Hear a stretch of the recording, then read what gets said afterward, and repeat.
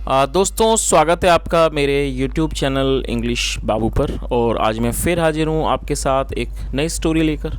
और दोस्तों आज की जो स्टोरी है बहुत ही मज़ेदार कहानी है, बहुत ही सुंदर कहानी है, बहुत रोचक है, आपको सुनकर बहुत मज़ा आएगा। उसके अलावा इस स्टोरी में आपको कुछ नए इंग्लिश के वर्ड मीनिंग सीखने को मिलेंगे, उनकी करेक्ट प्रोनाउंसिएशन के बारे में पता चलेगा और जो इसका ग्रामर का पार्ट है उसे हमेशा की तरह बिल्कुल डिटेल में कवर करेंगे, तो एक एक स्ट्रक्चर को आप बहुत ही आसानी से सीख पाएंगे। तो चलिए दोस्तों आज की इस कहानी को हम शुरू करते हैं और सबसे पहले कहानी का टाइटल देखते हैं। कहानी का टाइटल है the wood cutter and his wife. क्या मतलब हुआ दोस्तों? वुड कटर का मतलब होता है लकड़ी काटने वाला, लकड़हारा जिसे कहते हैं। द वुड कटर, लकड़हारा और उसकी पत्नी। तो दोस्तों ये आज की इस कहानी का टाइटल है, शीर्षक है। और अब मैं इसे पढ़ना शुरू करता हूँ। आपसे रिक्वेस्ट है आप इसे बिल्कुल ध्यान से सुने और यदि आपको कोई नया वर्ड मिले तो आप उसे नोट भी ज़रूर करें। तो चलिए इसको शुरू करते हैं। Once a fairy came to a poor wood cutter and his wife and said. क्या मतलब हुआ दोस्तों? आज की ये जो हमारी कहानी है ये पास्ट में है और जब हम पास्ट इंडेफिनिट में कोई भी अफर्मेटिव का वाक्य बनाते हैं तो वहाँ वर्ब की सेकंड फॉर्म का प्रयोग किया जाता है। तो ये हमारा पास्ट इंडेफिनिट का अफर्मेटिव वाक्य है। वंस एक बार, आ फेरी, फेरी का मतलब होता है परी, आप इसे नोट कर सकते हैं। वंस आ फेरी मतलब एक बार एक परी। केम आई, ये कम की सेकंड फॉर्म में केम आई। कहाँ पर आई? To a poor wood cutter मतलब एक गरीब लकड़हारा। एंड हिज वाइफ और उसकी पत्नी के पास। एंड सेड और कहा, you have worked hard for so many years. क्या मतलब हुआ दोस्तों? ये जो हमारा वाक्य है ये प्रेजेंट परफेक्ट का सेंटेंस है। जब किसी भी वाक्य में हैज़ हैव का प्रयोग किया जाता है और साथ में वर्ब की थर्ड फॉर्म, तो इस तरह का जो वाक्य है वो प्रेजेंट परफेक्ट का वाक्य कहलाता है। और प्रेजेंट परफेक्ट का मतलब होता है जब वर्तमान में किसी काम को पूरा कर लिया जाए। तो इस लाइन का क्या मतलब हुआ? यू हैव वर्कड हार्ड, आपने मेहनत की है। फॉर सो मैनी ईयर्स, कई साल। तो इस पूरी लाइन का यहाँ तक क्या मतलब हुआ कि एक बार एक परी एक गरीब लकड़हारे और उसकी पत्नी के पास आई और उसने कहा, you have worked hard for so many years मतलब आपने कई साल तक, मतलब कई सालों तक आपने बहुत मेहनत की है, परिश्रम किया है। Ask for any 3 wishes and they will be granted. क्या मतलब हुआ दोस्तों? आस्क का मतलब होता है पूछना, लेकिन जब आप आस्क के साथ फॉर जोड़ देते हैं तो इसका मतलब हो जाएगा मांगना। तो आप इस वर्ड को नोट कर सकते हैं। आस्क फॉर मतलब मांगना। आस्क फॉर एनी 3 विशेष मतलब तीन, कोई भी 3 इच्छाओं को मांग लो। 3 विशेष मतलब इच्छाओं को की मांग करो, मांगो। And they will be granted. दोस्तों ये जो हमारा वाक्य है ये फ्यूचर इंडेफिनिट का पैसिव वॉइस का वाक्य है।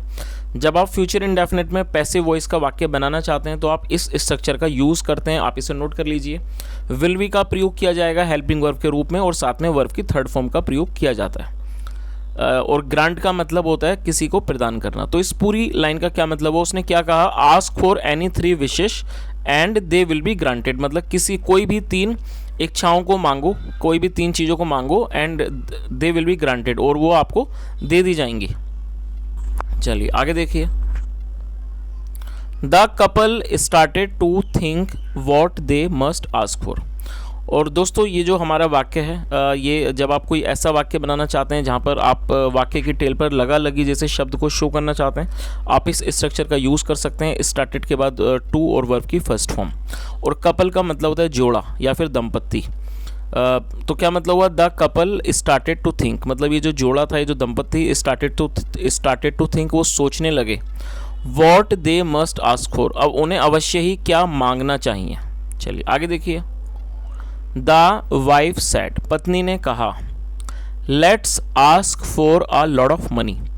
क्या मतलब हुआ? Let's ask for a lot of money मतलब कि चलो हम बहुत सारे पैसे मांगते हैं। चलिए आगे देखिए। नो नहीं, इफ़ वी डू सो यदि हम ऐसा करते हैं, the dacoits will kill us for the money. और दोस्तों डेकोइट का मतलब होता है डाकू, लुटेरे, उन्हें डेकोइट्स कहा जाता है। तो इस लाइन का क्या मतलब हुआ? नहीं, इफ़ वी डू सो यदि हम ऐसा करते हैं, द डेकोइट्स विल किल अस जो डाकू हैं, जो लुटेरे हैं, वो हमें मार देंगे। फॉर द मनी पैसों के लिए। चलिए आगे देखिए। The wood cutter said wood cutter में लकड़हारे ने कहा, सो इसलिए the couple told to the Pheri.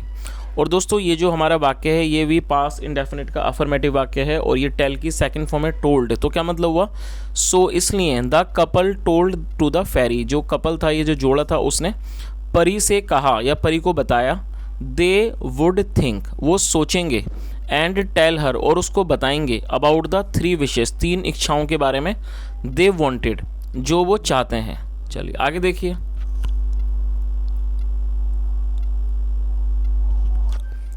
That night they sat by the kitchen. क्या मतलब हुआ, दैट नाइट मतलब कि उस रात, दे सैट, और ये सिट की सेकंड फॉर्म है, दे सैट, वे बैठ गए। और दोस्तों यहाँ दे का प्रयोग किया गया है, आप इसे नोट कर सकते हैं। दे का मतलब होता है वे या फिर वे लोग।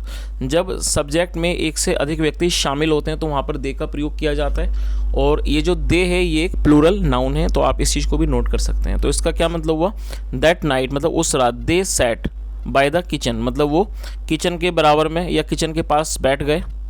किचन स्टोव मतलब वो जो किचन स्टोव था, जो चूल्हा था, उसके पास बैठ गए। थिंकिंग ये सोचते हुए, व्हाट टू आस्क फॉर मतलब क्या मांगा जाए, ये सोचते हुए वो उसके पास बैठ गए। द वाइफ सेड पत्नी ने कहा, I wish, wife said I wish we had chicken to eat. उसकी पत्नी ने क्या कहा कि आई विश मतलब मेरी इच्छा है कि we had chicken to eat, हमारे पास खाने के लिए चिकन, हमारे पास खाने के लिए चिकन होता, chicken to eat. And there appeared a chicken on a plate. क्या मतलब हुआ दोस्तों, अपीयर का मतलब होता है दिखाई पड़ना, प्रतीत होना। तो इस लाइन का क्या मतलब हुआ, उसकी जो पत्नी ने ये कहा कि I wish we had chicken to eat, उसकी पत्नी ने कहा कि मेरी इच्छा है कि काश हमारे पास चिकन होता है खाने के लिए। And there appeared a chicken, और फिर एक जो चिकन था मतलब एक जो चिकन था, मुर्गा था, वो दिखने लगा। अपीयर हुआ मतलब प्रकट हो गया, दिखने लगा। ऑन अ प्लेट एक प्लेट के ऊपर। द वुड कटर स्कोल्डेड, और स्कोल्ड का मतलब होता है डांटना, और ये सेकंड फॉर्म है। क्या मतलब हुआ, द वुड कटर स्कोल्डेड, जो वुड कटर था लकड़हारा था, स्कोल्डेड उसने डांटा। You have wasted a wish, और दोस्तों ये जो हमारा वाक्य है ये भी हमारा प्रेजेंट परफेक्ट का वाक्य है। इस वाक्य में हैव का प्रयोग किया गया है। और अगर आपका subject you, I, we, you, they plural होगा, उसके साथ हैव का ही प्रयोग किया जाएगा, और साथ में वर्ब की थर्ड फॉर्म। और वेस्ट का मतलब होता है किसी चीज़ को गंवा देना, किसी चीज़ को व्यर्थ कर देना। तो उसने क्या कहा वुड कटर ने, द वुड कटर स्कोल्डेड, जो वुड कटर था उसने उसको डांटा। You have wasted a wish मतलब आपने एक विश को, एक इच्छा को खराब, बर्बाद कर दिया, व्यर्थ कर दिया है। चलिए आगे देखिए। नाउ अब, स्टिक द चिकन, और दोस्तों स्टिक का मतलब होता है चिपकाना या चिपकना, और ये एक वर्ब है, आप इसे नोट कर सकते हैं। तो उसने क्या कहा, पहले उसने ये कहा कि उसने उसको डांटा और कहा कि तुमने एक इच्छा को, जो एक विश थी, उसको आपने खराब कर दिया, उसको व्यर्थ कर दिया। Now stick the chicken to your nose, और अब ये जो चिकन है इसे अपनी नाक पर चिपका लो। चलिए आगे देखिए। एंड द चिकन फ्लू, और दोस्तों ये जो वर्ड है फ्लू, ये फ्लाई की सेकंड फॉर्म है। फ्लाई का मतलब होता है उड़ना या फिर उड़ाना, और ये सेकंड फॉर्म है फ्लू। तो इसका क्या मतलब हुआ, एंड द चिकन फ्लू, और जो चिकन था, वो जो मुर्गा था, वो उड़ा। एंड गॉट स्टक, और वो चिपक गया। टू द वुमेन्स नोज, कहाँ चिपक गया, टू द वुमेन्स नोज, और यहाँ वुमेन के बाद एपिस्ट्रोफी एस का यूज़ किया गया है। एपिस्ट्रोफी एस का मतलब होता है का, के, की। जब आप किसी के साथ कुछ जोड़ना चाहते हैं तो एपिस्ट्रोफी एस का प्रयोग किया जाता है। तो इस लाइन का क्या मतलब हुआ कि एंड द चिकन फ्लू, जो चिकन था वो उड़ा। एंड गॉट स्टक, और वो चिपक गया। टू द वुमेन्स नोज मतलब महिला की नाक पर वो चिपक गया। चलिए आगे देखिए।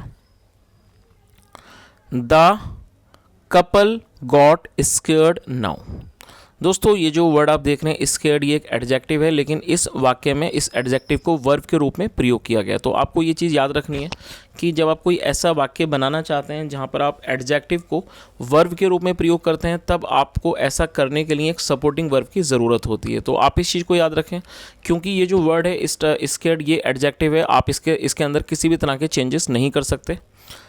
तो इसे वर्ब बनाने के लिए आपको एक सपोर्टिंग वर्ब की ज़रूरत होगी, और यहाँ पर सपोर्टिंग वर्ब के रूप में गेट का प्रयोग किया गया है। गेट स्केर्ड का मतलब होता है डर जाना। और जैसा ये पास्ट इंडेफिनिट का वाक्य है, और पास्ट इंडेफिनिट का जब आप अफर्मेटिव वाक्य बनाते हैं तो वहाँ सेकंड फॉर्म का यूज़ किया जाता है। तो रूल के हिसाब से यहाँ पर गेट की सेकंड फॉर्म का प्रयोग किया गया है गॉट। तो आप इस चीज़ को भी याद रखें कि जब भी आप कोई ऐसा वाक्य बनाते हैं जहाँ पर किसी एडजेक्टिव को आप वर्ब बनाना चाहते हैं तो आपको सपोर्टिंग वर्ब का यूज़ करना होता है। तो इस लाइन का क्या मतलब हुआ, समझ लीजिए आप इसे। The couple got scared now, मतलब ये जो कपल था, ये जो जोड़ा था, दंपत्ति था, गॉट स्केर्ड नाउ, वो अब डर गया। और जाहिर सी बात है दोस्तों, जब उनके साथ ऐसा हुआ कि जो मुर्गा था, जो चिकन था, वो अचानक उछल के उसकी वाइफ की नाक पे चिपक गया, तो शायद इस चीज़ से उन्हें डर लग गया। तो इसलिए यहाँ पर ये कहा गया कि जो वो जोड़ा था, जो कपल था, वो अब घबरा गया, डर गया। द वाइफ सैड, पत्नी ने कहा, let me B free of this chicken. क्या मतलब वो let me B free, B free मतलब होता है आज़ाद होना, मुक्त होना। Let me B free of this chicken मतलब मुझे इस चिकन से, ये जो चिकन है इससे मुझे मुक्त करवाओ, इससे मुझे आज़ाद कराओ। And so the third wish was wasted, तो इस तरीके से जो तीसरी जो इच्छा थी वॉज वेस्टेड, वो भी मतलब गंवा दी गई, वो भी व्यर्थ कर दी गई। वेस्टेड टू, उसको भी गंवा दिया गया।